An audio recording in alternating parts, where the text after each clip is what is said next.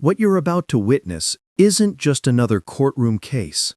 It's a collision between power and principle, between political privilege and a judge who refuses to bow to it.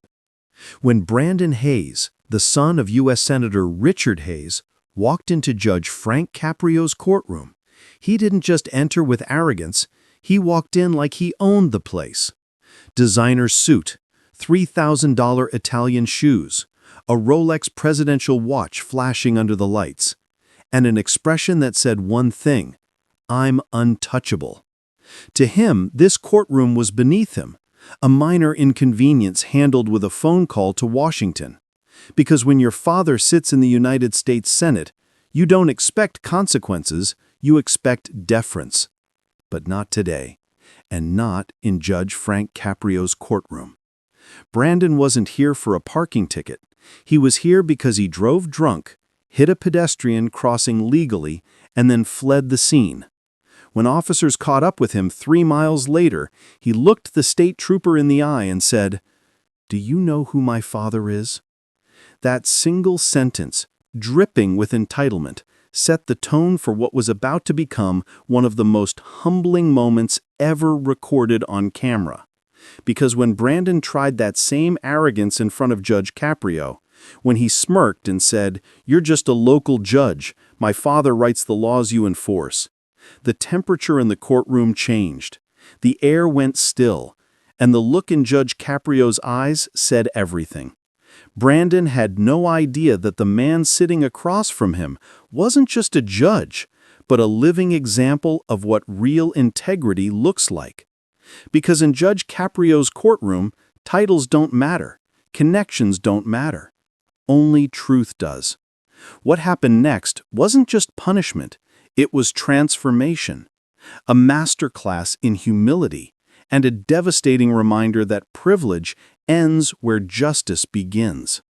So before we dive in, hit that subscribe button right now, because what you're about to witness isn't just a legal showdown. It's the moment power meets principle and loses. This is Case Closed, where Judge Frank Caprio proves again that justice doesn't wear designer suits. It wears compassion, courage, and the strength to hold even the powerful accountable. It's Thursday morning at 9:30 a.m. in the Providence Municipal Court. The bailiff announces, "The State of Rhode Island versus Brandon Alexander Hayes." Brandon walks in moving with the casual confidence of someone who's never faced real consequences for anything in his life. Judge Caprio looks up from his bench with his characteristic respect and dignity. "Good morning, Mr. Hayes." Brandon gives a dismissive nod. "Morning, Judge." "No, Your Honor." No formal respect, just the casual familiarity of someone who expects everyone to know who he is and treat him accordingly. Judge Caprio notices the disrespect immediately, but maintains his professional composure. "Mr. Hayes, you're charged with driving under the influence, leaving the scene of an accident involving injury and obstruction of justice. These are serious charges. How do you respond?" Brandon leans back casually, adjusting his expensive watch. "Look, Judge, I think we can resolve this pretty quickly if we're being realistic about the situation. My father is Senator Richard Hayes. Maybe you've heard of him. He chairs the Senate Judiciary Committee." Judge Caprio's expression remains neutral. "Mr. Hayes, this is a court of law. Your father's position in Washington doesn't influence how criminal charges are handled in Rhode Island." Brandon's smile becomes condescending. "Sure, I understand you have to say that for the cameras and everything, but realistically, my father writes the laws that federal judges follow. He has relationships with every attorney general in the country, so maybe we can skip the formalities and work something out that makes sense for everyone." Judge Caprio's voice becomes firmer.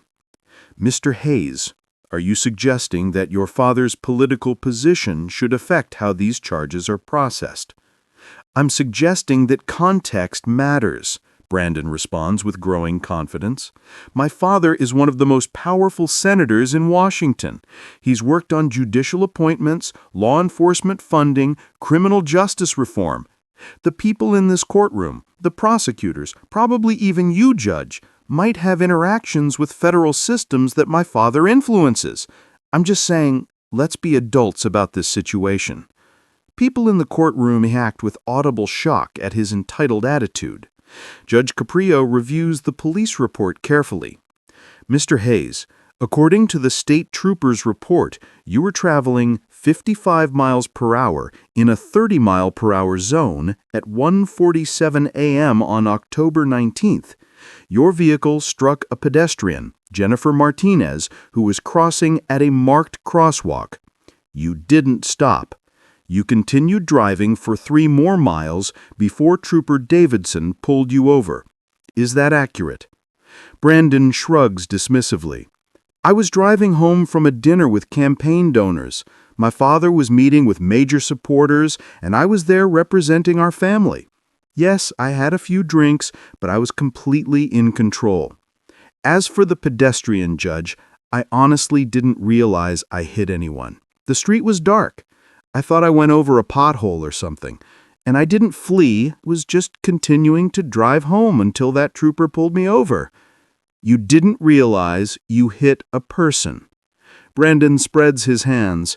It was after midnight. The lighting was terrible, and I was focused on the road ahead. When I felt a bump, I assumed it was road conditions. I didn't know until the trooper told me. Judge Caprio's expression shows clear skepticism.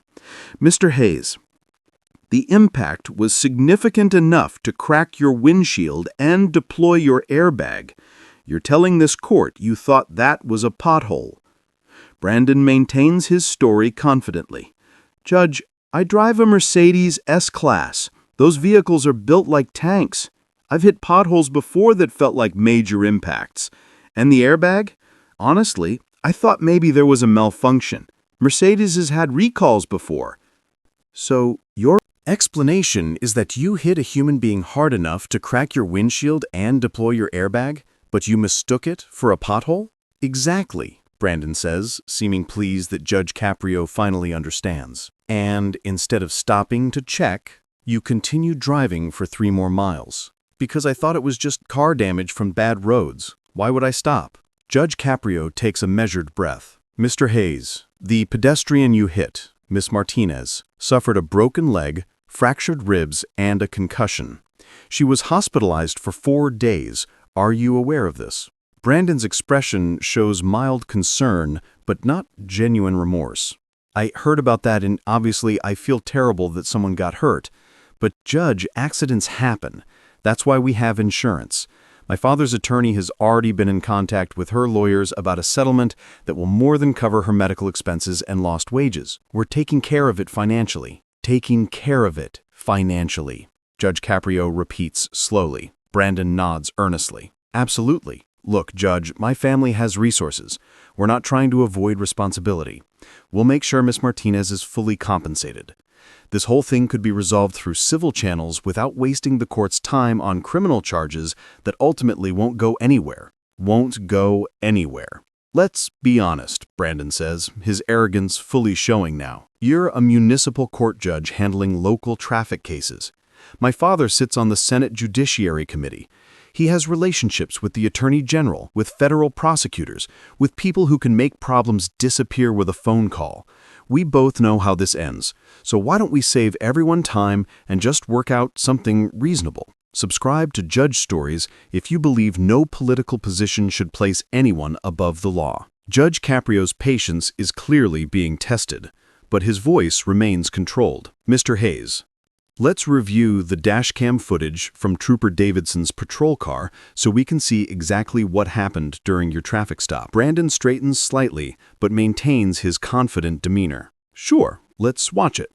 You'll see that the trooper completely overreacted to a simple traffic situation. The monitors show footage that will soon make national news. The dashcam shows Brandon's Mercedes weaving slightly as it speeds down a dark street. Trooper Davidson's lights activate, and the Mercedes initially accelerates before finally pulling over in a well-lit parking lot. Trooper Davidson approaches cautiously, noting the cracked windshield and deployed airbag visible through the windows. "Good evening, sir.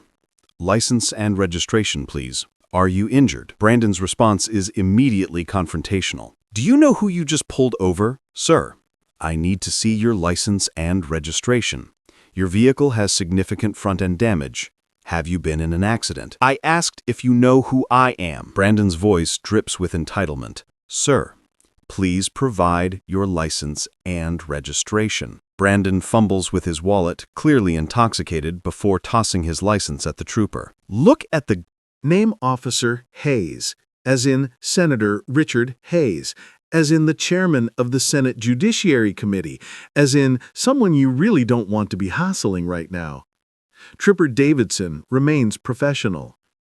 "Mr. Hayes, I can smell alcohol. Have you been drinking tonight?" "I had wine at dinner. Is that illegal?" "My father was meeting with campaign donors, and I was representing our family." "Important people, officer, people who write your department's budget." "Sir, your vehicle has a cracked windshield, and your airbag has deployed. I need you to explain what happened." Brandon laughs dismissively. "I hit a pothole. Bad roads. You should tell your department to fix them instead of pulling over senators' sons." "Mr. Hayes, I need you to step out of the vehicle. I'm conducting a field sobriety test." "A field sobriety test?" Brandon's voice becomes threatening.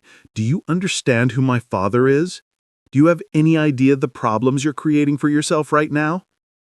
"Step out of the vehicle, sir." As Brandon gets out, his intoxication becomes obvious. He stumbles slightly, catches himself on the car door.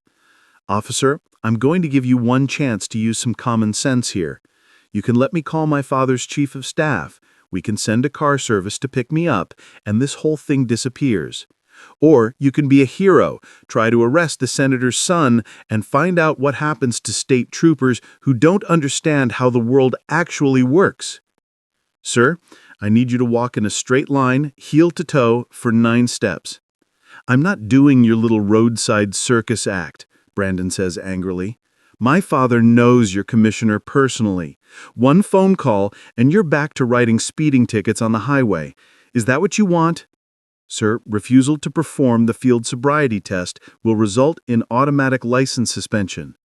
Brandon steps closer to the trooper, his voice dropping to something darker. "Listen to me very carefully, officer. About 3 miles back, something might have hit my car. I don't know what it was, maybe an animal, maybe debris. Make a big deal out of this? If you try to turn this into some drunk driving incident, my father's office will bury you. They'll investigate every ticket you've ever written, every arrest you've made. They'll find something. They always do. And when they do, you'll be lucky if you're directing traffic in parking lots." "Are you threatening me, sir?" "I'm educating you about consequences," Brandon says coldly. "Smart officers know when to look the other way. When a senator's son has a minor traffic situation, the smart move is to help him get home safely and forget this ever happened. The stupid move is to play by the book and destroy your own career. Sir, turn around and place your hands behind your back. You're under arrest for driving under the influence and leaving the scene of an accident." Explodes.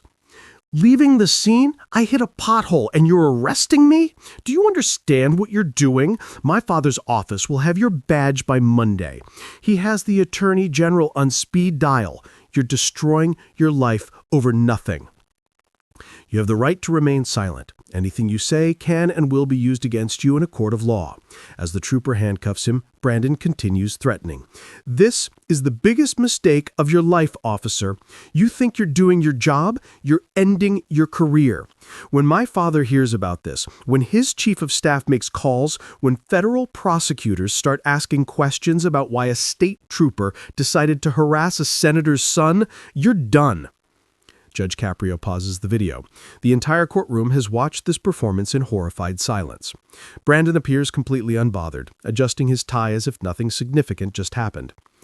Mr. Hayes, Judge Caprio begins, his voice carefully controlled, you've just watched yourself explicitly threaten a state trooper for doing his job, refuse to cooperate with a lawful investigation, and attempt to use your father's political position to avoid accountability for hitting a pedestrian and fleeing. How do you explain this behavior? Brandon straightens confidently. Your Honor, that footage shows exactly what I told you. An overzealous trooper who refused to exercise appropriate discretion. I was trying to help him understand the bigger picture of the situation. The bigger picture being that you're a senator's son and therefore above the law. The bigger picture being that minor traffic incidents involving political families can be handled discreetly without creating media circuses that harm everyone involved. Judge Caprio's voice could cut steel. Mr. Hayes, you hit a pedestrian and drove away. You then threatened an officer investigating that crime. What part of that qualifies as a minor traffic incident? With all due respect, Judge, you're making this sound more dramatic than it actually is. Brandon Straighton's response dismissively. Miss Martinez was barely hurt. A broken leg heals in a few weeks. We're covering all her costs. And yes, I was frustrated with the trooper, but I didn't actually threaten him. I was just explaining political reality. Political reality? Yes, Brandon says earnestly. My father's position means that situations like this get resolved through appropriate channels, not through public prosecutions that create unnecessary headlines. That's just how things work at a certain level. Judge Caprio leans forward. Mr. Hayes, let me ask you directly. Do you believe the law applies to you? Brandon pauses, seeming to consider his answer carefully. Your Honor, I believe the law should be applied with appropriate context and discretion. When the son of a United States Senator faces charges in municipal court, there are political and practical considerations that matter. My father has dedicated his life to public service, and prosecuting his son for what amounts to an unfortunate accident shows a fundamental lack of respect for that service. So that's a no. You don't think these Laws apply to you? I think they should be applied intelligently, taking into account who's being charged and what the broader implications are for relationships between state and federal systems. Judge Caprio has reached his breaking point. Mr. Hayes, based on the dashcam evidence of your threats against Trooper Davidson, your complete absence of remorse for injuring Miss Martinez, your refusal to cooperate with a lawful investigation, and your demonstrated belief that your father's position exempts you from legal consequences, I'm prepared to impose penalties that will teach you the difference between political privilege and criminal accountability. Brandon's confidence finally wavers slightly. Penalties? Your Honor, this is obviously a first offense, and we're already handling the civil liability. Surely we can work something out that's reasonable. Reasonable? Judge Caprio's voice rises. You hit a pedestrian and fled the scene. You threatened an officer. You attempted to corrupt the investigation using your father's position, and you still show no genuine remorse. Mr. Hayes, what you're about to receive is exactly what any other defendant would receive for these charges, and that itself will be a historic lesson. Brandon's lawyer tries to interject. Your Honor, if I may, you may not. Judge Caprio cuts him off. Your client has made it abundantly clear that he believes his family's political connections should shield him from accountability. Let me be equally clear that they will not. Judge Caprio begins delivering his sentence. For driving under the influence, with a blood alcohol content of 0.12, more than 50% above the legal limit, I'm imposing a fine of $5,000. Brandon barely reacts. His family has money. The lawyer can write a check. For leaving the scene of an accident involving personal injury, an additional fine of $10,000. Still no real concern. $15,000 is nothing to Senator Hayes. For obstruction of justice and attempted corruption of a law enforcement officer, an additional fine of $10,000. Brandon shifts uncomfortably but doesn't seem truly worried yet. And I'm also suspending your driving privileges for 3 full years. Now Brandon shows real concern. 3 years, Your Honor, that's completely excessive. How am I supposed to get around? Mr. Hayes, you hit a pedestrian while driving drunk and fled. 3 years is lenient. But I need to drive. I have a life. I have places to be. You should have considered that before getting behind the wheel intoxicated. But Judge Caprio isn't finished. The courtroom is about to witness something unprecedented. And since you seem to believe that your father's political position makes you immune to consequences, you're going to learn what real accountability looks like. Brandon's arrogant facade starts to crack. What do you mean? You're sentenced to 200 hours of community service, specifically working at the Rhode Island Coalition Against Drunk Driving. You'll assist victims of drunk driving accidents, help families who've lost loved ones, and support survivors dealing with permanent injuries. Brandon's mouth drops open. Working with drunk driving victims? Like actual work with people who've been Hurt. Every Saturday and Sunday for the next 6 months, you'll report to the CAD office at 8 in the morning and spend 6 hours learning what drunk driving actually does to real people and their families. That's humiliating. People will see me there. They'll know who I am. Mr. Hayes, you drove drunk and hit a pedestrian. If you're worried about humiliation, you should have made better choices. Brandon tries a different approach.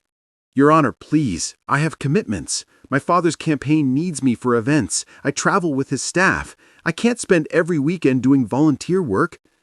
You'll make the time or you'll face additional charges for violating the terms of your sentence. This is insane, Brandon's voice rises. You can't make me spend 6 months working weekends like some common criminal. My father will have this overturned on appeal. Judge Caprio's response is devastating. Mr. Hayes, 30 minutes ago, you told me that I'm just a municipal judge, while your father writes federal laws. You attempted to intimidate this court with political connections. Now you're threatening to use those same connections to overturn a lawful sentence? That display of arrogance is exactly why these penalties are necessary. This is political persecution. You're punishing me because my father is powerful. I'm punishing you because you drove drunk, hit a pedestrian, fled the scene, and threatened an officer. Your father's position is irrelevant, except that you attempted to use it as a shield against accountability. The reality finally begins to sink in. Brandon's expensive suit suddenly looks like a costume. His Rolex seems like a prop. His carefully cultivated image of untouchable privilege is crumbling in real time. Your Honor, Brandon's voice becomes desperate. Please, I'll apologize to Miss Martinez. I'll apologize to Trooper Davidson. I'll pay whatever fines you want. Just don't make me wear that monitor. Don't make me speak at those panels. My reputation will be destroyed. Mr. Hayes, you destroyed your own reputation when you chose to drive drunk and then tried to corrupt an investigation. I'm simply ensuring there are appropriate consequences. As the bailiffs prepare to escort Brandon to be fitted with his ankle monitor, he makes one final attempt. Judge Caprio, you're making a huge mistake. When my father's office gets involved, when federal prosecutors start asking questions about judicial overreach, you're going to regret this.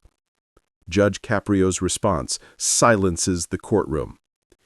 Mr. Hayes, if your father's office wants to investigate whether I properly applied the law to a defendant who drove drunk, hit a pedestrian, fled the scene, and threatened an officer, I welcome that scrutiny. Because, unlike you, I believe that no one, regardless of family connections, is above accountability. Brandon is led away, and for the first time in his life, the arrogant certainty that his family's power will solve everything is replaced by the cold reality that he's facing real consequences. Within hours of Brandon's sentencing, the dashcam footage goes viral.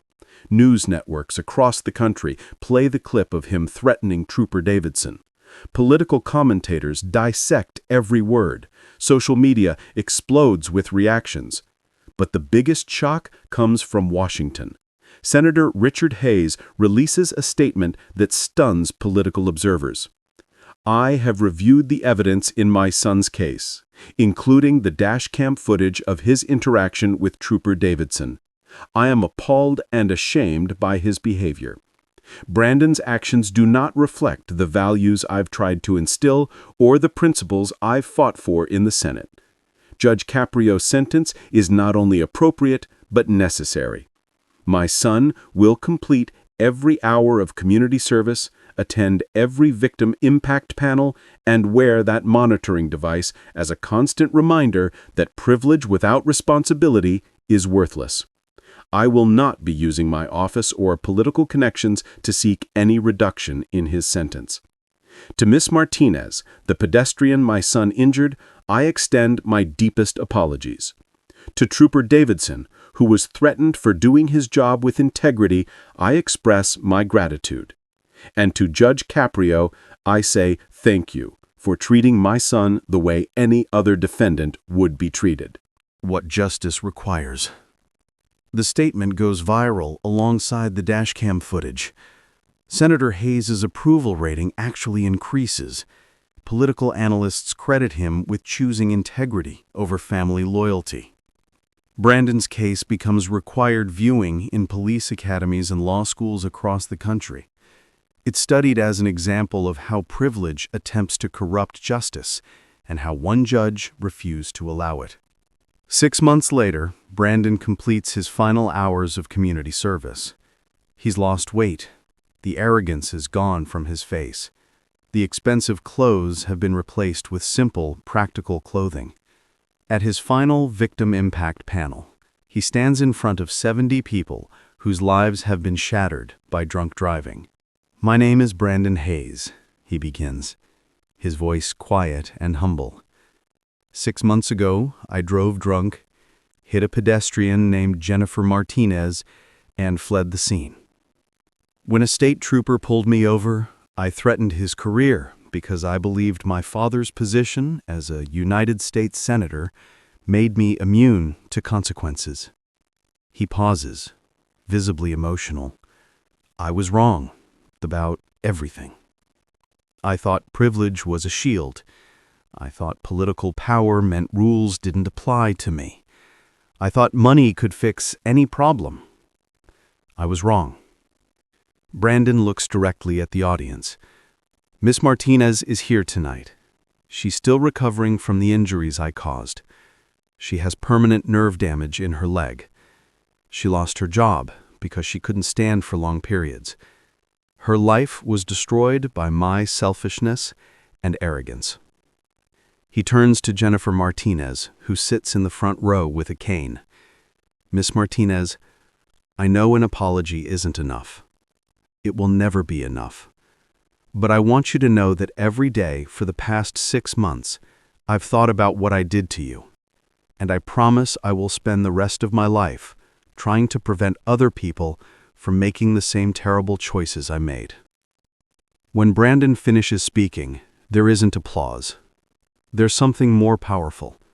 Silence.